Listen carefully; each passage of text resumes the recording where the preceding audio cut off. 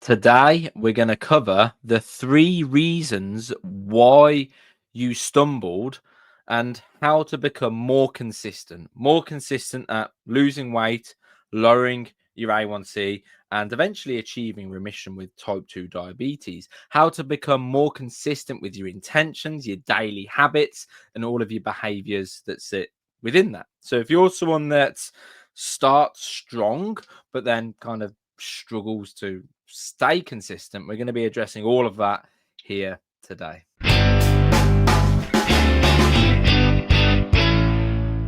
Now, let's be really honest with each other, right? Everyone stumbles. Everyone, right? You start strong, make progress, but then one bad day turns into, a bad week, right? And before you know it, you're telling yourself, I've ruined it. I'll start again on Monday, right? But the truth is, you didn't fail because you lack discipline. You stumbled because your plan never accounted for the moments when, life would get messy. Because that's going to happen because that's life, right? When life gets messy. See, most people think consistency means being perfect, sticking to your plan no matter what.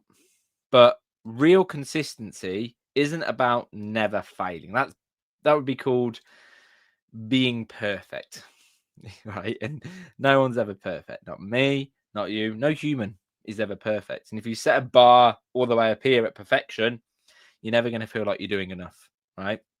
Being more consistent is about understanding why you fell so you can identify that pattern so that it happens less, but also so that you can get up faster every time. Because it's never the stumble that actually holds you back. It's what we do thereafter, what we learn, what we take from it. And I'm going to be showing you how to identify the exact 3 reasons why we stumble. We're going to be going through the 3 hidden reasons why that happens and how to fix each one so that you can become just a little bit more consistent, even when, life inevitably gets in the way, because it will, right? I'm telling you, it will. That's just the way it is. So, why do we stumble? We all face roadblocks on our journey to better health and well being, but stumbling is not a failure. It's an opportunity to learn, grow, and become better equipped to achieve your goals, right? If you try and do anything, or if you try, there's going to be moments where that trying doesn't lead to the outcome that you want. The only way to never fail is to never try, right? And that might sound cliche, but you're going to fail. But that doesn't mean you're a failure, right? It's feedback from the world that something needs addressing, there's a solution out there somewhere that we've got to kind of apply, right? And the key is to reflect upon the specific moments, right? The key is to reflect upon the specific moments where things didn't go as planned and then identify the root causes.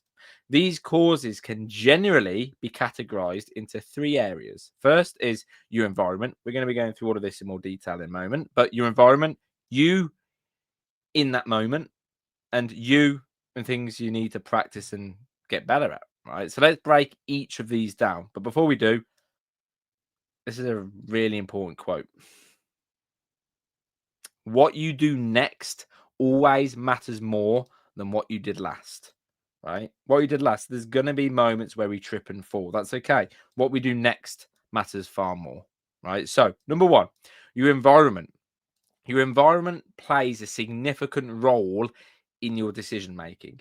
Even with the best intentions, an unsupportive environment can create unnecessary challenges, right? Unnecessary challenges.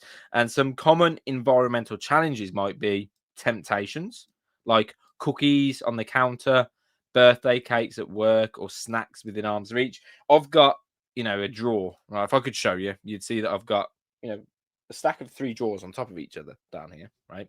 If I had treats, snacks, food in that drawer, I'm gonna be reaching for those because my environment is hijacking me essentially, right? So that's what we're really talking about here. Environment and temptations within it. What we're also talking about is lack of preparation, right? forgetting your lunch or not having, healthy options readily available. And then negative influences, right? People around you who encourage unhealthy choices. They might not mean to, and they're not trying to.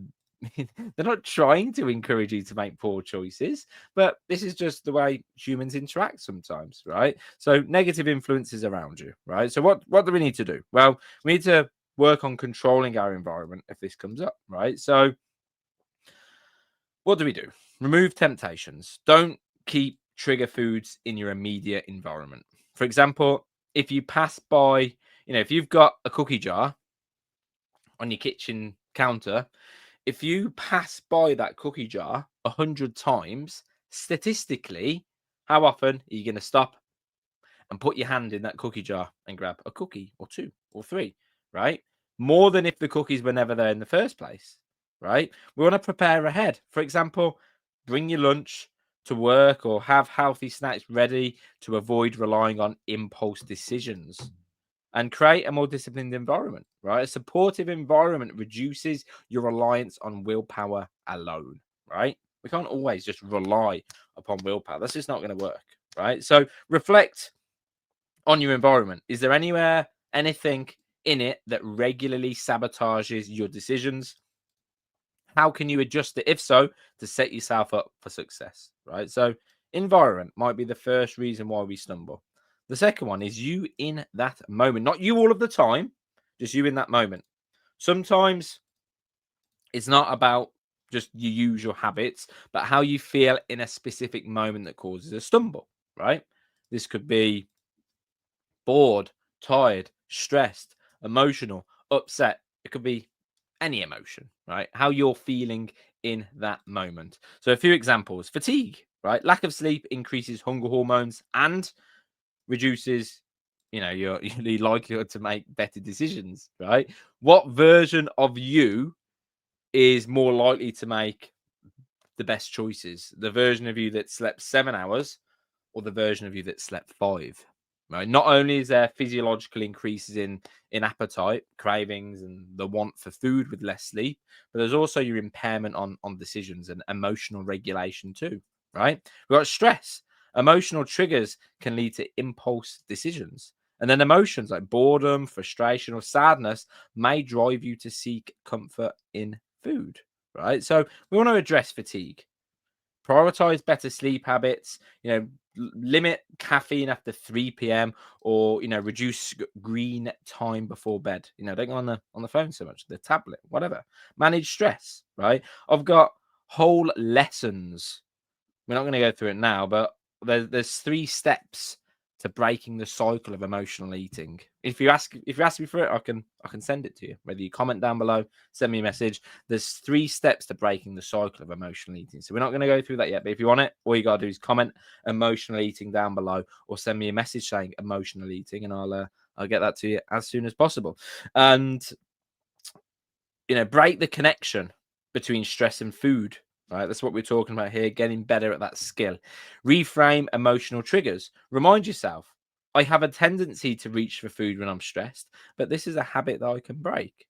Right, so reflect on recent moments when you stumbled. Were you tired, stressed, emotional? What small changes can you make to address these triggers? And then lastly, we've got you and things you just need to get better at, right? Consider the big picture of who you are right now. Are there skills or beliefs holding you back, right? Common challenges and things you need to practice.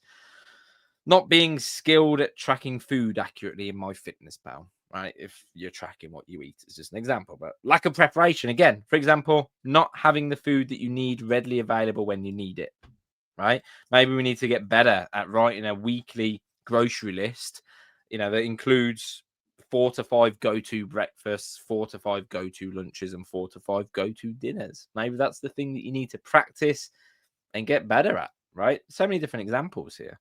But we want to develop new skills. Right? That's what this part here refers to. So whenever something doesn't go to plan, I want you to sit and reflect on it. Don't guilt yourself into a cycle of more bad choices. Just reflect on it. What was it? Was it my environment and temptations within it? Was it me in that moment? Or is it me and just things I need to get better at? And sometimes there might be a crossover, but we need to identify exactly why it happened so that we can then apply the specific solution to that and marry them together. Not so that it never happens again because you're human, but so that it just happens perhaps a little bit less often. Great, right? Cool. So, some mistakes to avoid. Sometimes the problem lies in the environment. It's not just you. Adjust your surroundings where possible to set yourself up for success, right? Another mistake is to expect perfection. We've already gone through that. Not a thing. Progress is not linear, and stumbling is part of the journey. It's going to happen, right? It's going to happen. A really cool quote is, in order to become great at something, you must first be good at it. In order to be good at something, you must first be bad at it. In order to be bad at something, you must first try. So some of these things that we're talking about, you might be terrible at it. You might be really bad. That's okay. So what? Practice it. Get better at it. Put in the reps. And then the last, which is the whole reason why we're talking about this, is ignoring the patterns, right? When we stumble, these stumbling blocks follow predictable patterns. And reflecting on these helps you break that cycle. So reflect on your environment, address your state in that moment, and focus on long-term growth. When I get really, really good at reading, the label from outside of the bottle, right? And be like, right, what's happening here? Why is this happening? Because that stumbling block, that stumbling point that just happened, there's a high likelihood that's going to repeat either another 3 times this week, or another once this week, or every day this week, perhaps. It's going to repeat. And we need to address the reason why it's happening. All right. If you found this helpful, let me know. Comment helpful down below. If obviously you want that lesson on emotional breaking the cycle of emotional eating, 3 steps. It's about 10 minutes long. No fluff. Straight to the point. If you want that, let me know. Any questions about what we've spoken about? If you're confused, if you're like, Chris, it doesn't make sense. Again, send me a message. I'm sat here in this chair recording this video to help. Right, I don't want you to be more confused. So shoot me a message, right? Awesome. Have a good day, and I'll speak to you soon.